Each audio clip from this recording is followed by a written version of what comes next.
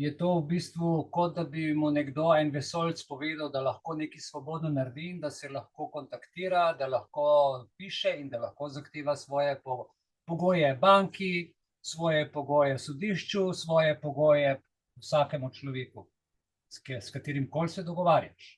In tudi z WHO-jem, in tudi z državo, in tudi z vlado, s komarkoli. Ja, to so nam vzeli, to suverenost, zaradi tega, ker delamo vse po nareku. In veste, kaj pravi latinski pregovor? Pravi fiat justitia ruat caelum, kar pomeni, naj bo storjena pravica, pa če tudi ne bo pade. Ta latinski pregovor pravzaprav pomeni pravičnost in izvajanje prava, ne glede na morebitne posledice. Mi smo izstopili kot društvo, ne glede na to, oni odgovorijo ali ne, in če ne odgovorijo v tem roku, kolikor je predpisan, v 2 mesecih, kmalu se bo to izteklo, mi smo to poslali, obvelja naša beseda. In ga ni odvetnika, ga ni pravnika, ga ni uradnika in ni sodišča, ki bi lahko rekel, da naš izstop iz WHO, iz mednarodne pogodbe, tako kot smo ga naredili, z vsemi akti in z vsemi predpisanimi postopki in to po njihovih pravilih, da to ne drži. Tako.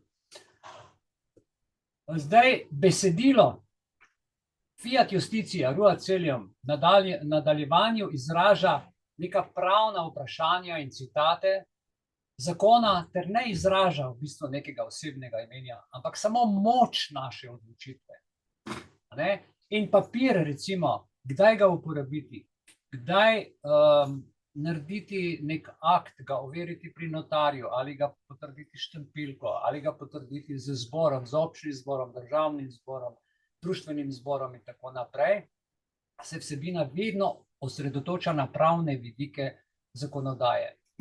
V takšnih primerih je pomembno, da so argumenti, recimo, pa naj si bodo to skupni, družbeni, osebni ali pa družinski, da se vedno argumenti pravilno razlagajo in da so argumenti vedno pošteno, res pošteno in skrbno obdelani.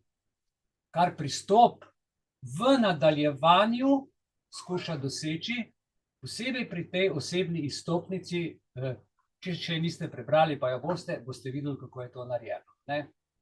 Treba je vedno narediti pravno analizo, osebno analizo, kakšne bi lahko bile posledice za tak individualni pogodbeni izstop, ki ga pa obligacijski zakonik v 832. členu, kot ste seznanjeni, seveda dopušča, kajti ni pogodbe, ki takega odstopa od pogodbe ne bi dopuščala.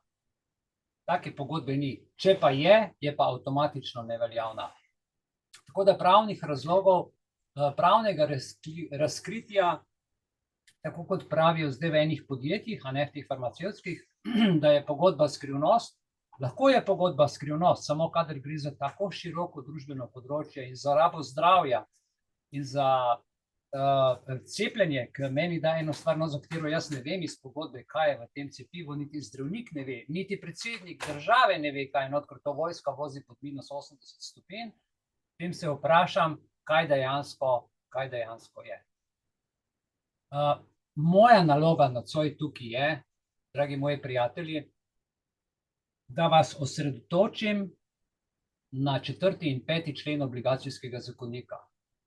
Enakost strank v postopku.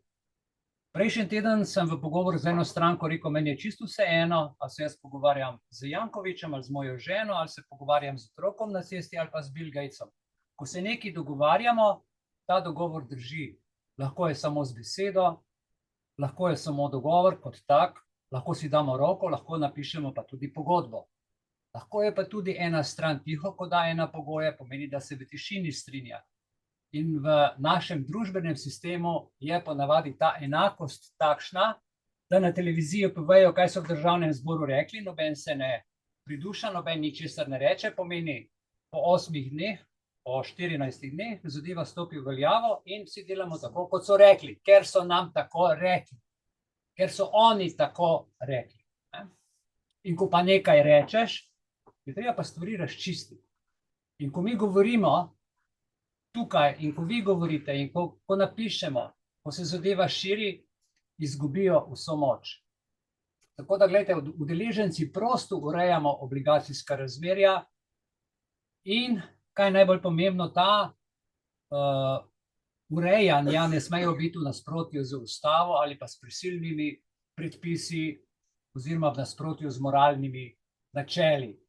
In v nadaljevanju, dva, ki sta udeležena, recimo imamo tukaj, lahko narediš pogodbo sam s sabo. Novoletne pogodbe vsi poznate za novo leto.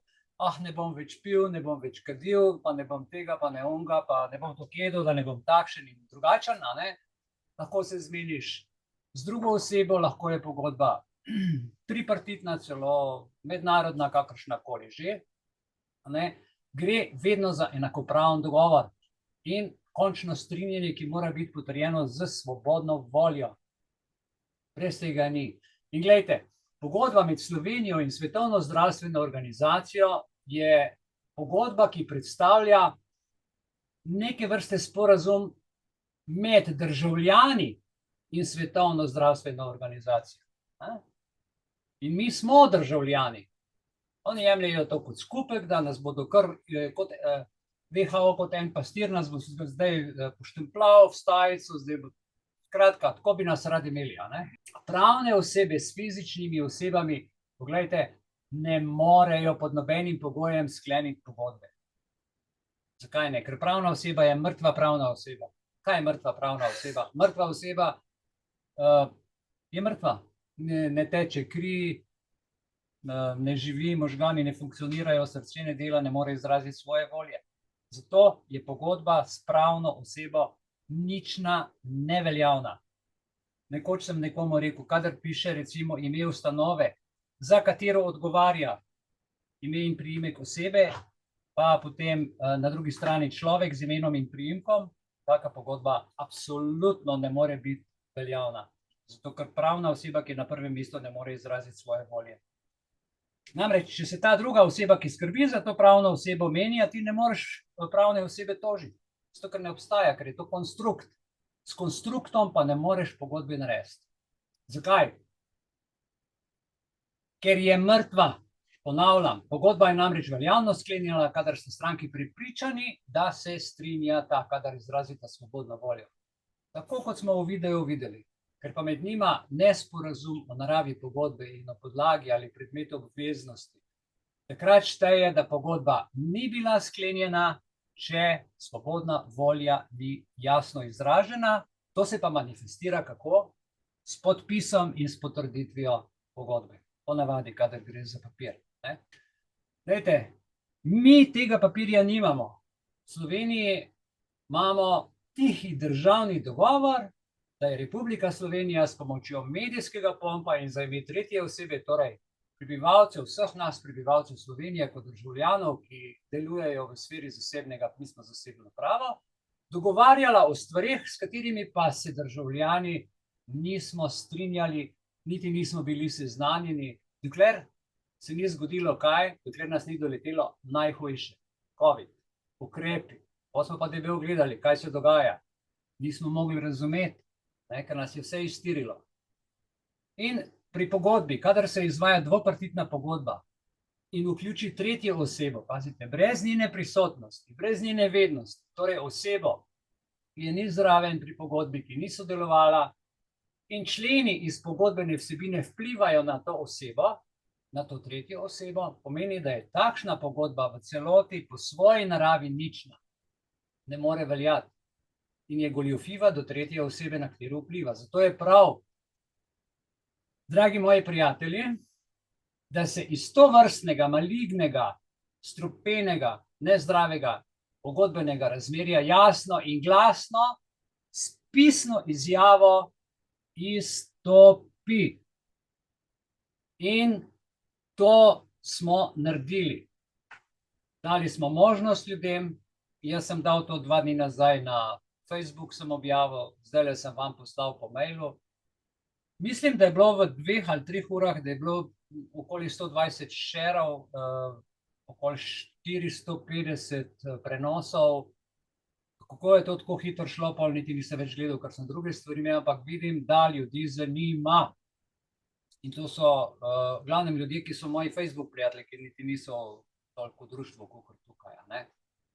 Tako da, gledajte, v primeru sklenjene pogodbe med Slovenijo in Svetovno zdravstveno organizacijo državljani, nobenega od teh znakov za potrditev te mednarodne pogodbe nismo pokazali, niti nihče ni dal izjave z besedami, ja, se strinjam, želim biti, želim njihove mednarodne zdravstvene pravila, jih želim spoštovati, ko bo epidemija in tako naprej.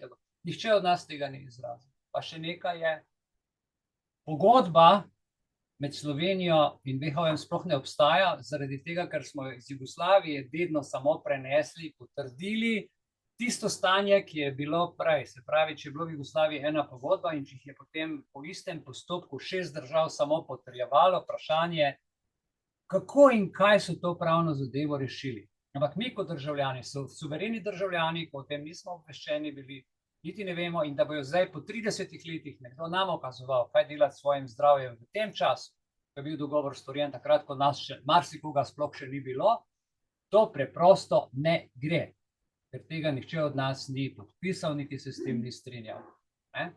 Dovoljenje oziroma odobritev, gledajte, mora biti dana v obliki, ki jo zahteva zakon, ki je predpisana za pogodbe, za katere se odobritev daje. In nič od takega državljani Slovenije preko slovenske politike, ki naj bi Slovenijo zastopala v pogodbi s Svetovno zdravstveno organizacijo, nismo dali, nikoli nismo dali. Takrat, ko smo se osamosvojili, smo dali glas, smo rekli, ok, bomo samostojni, in potem so tisti ljudje, ki so si tam izborili politično oblast, v imenu in za naše ime sklepali pogodbe še iz prejšnjega režima z WHO-jem.